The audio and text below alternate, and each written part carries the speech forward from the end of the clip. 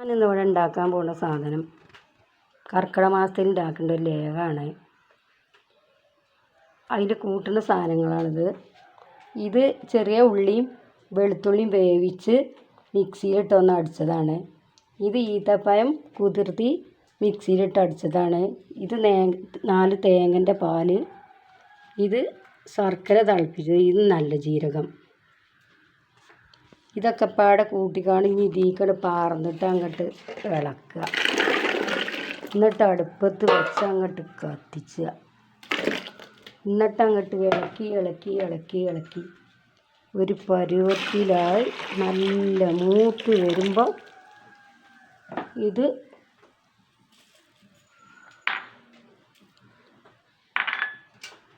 നല്ലോണം മൂത്ത് വരണം.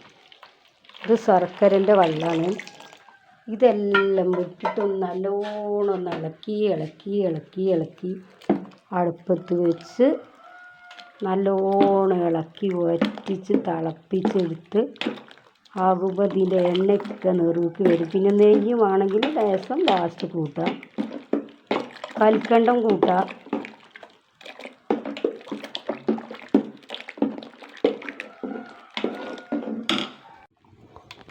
ഈ ലേഹം അടുപ്പത്ത് വെച്ചു. ഇതിങ്ങനെ ഇളക്കി ഇളക്കി ഇളക്കി ഇളക്കി ഇളക്കി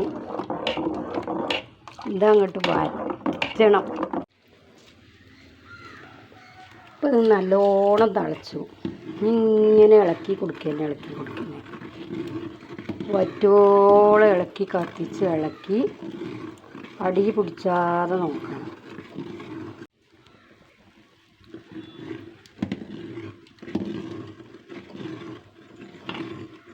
നല്ലോണം ഇളക്കി കണ്ടില്ലേ, നല്ലോണം തിളച്ച് മറിയുന്നു. ഇങ്ങനെ കത്തിച്ച് തടച്ച് വറ്റി ഇളക്കി വറ്റിച്ച് എടുക്കണം. ഇപ്പം ഇത് കുറച്ച് ഒക്കെ വറ്റി കുറഞ്ഞ ചുവന്ന കളറ് വരൽ തുടങ്ങി. അടി പിടിച്ചാനേ പാടില്ല. നല്ലോണം ഇളക്കി കൊടുക്കുക. ഇപ്പോൾ കുറച്ച് ദിവസം ഇങ്ങനെ വറ്റി തുടങ്ങുന്നുണ്ട്.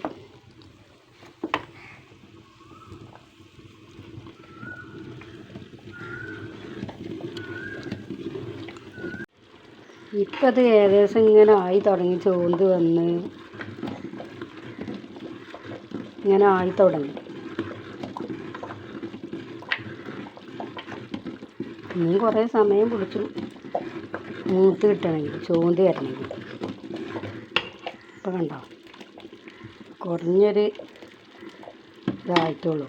ഇത് വറ്റി വരണം.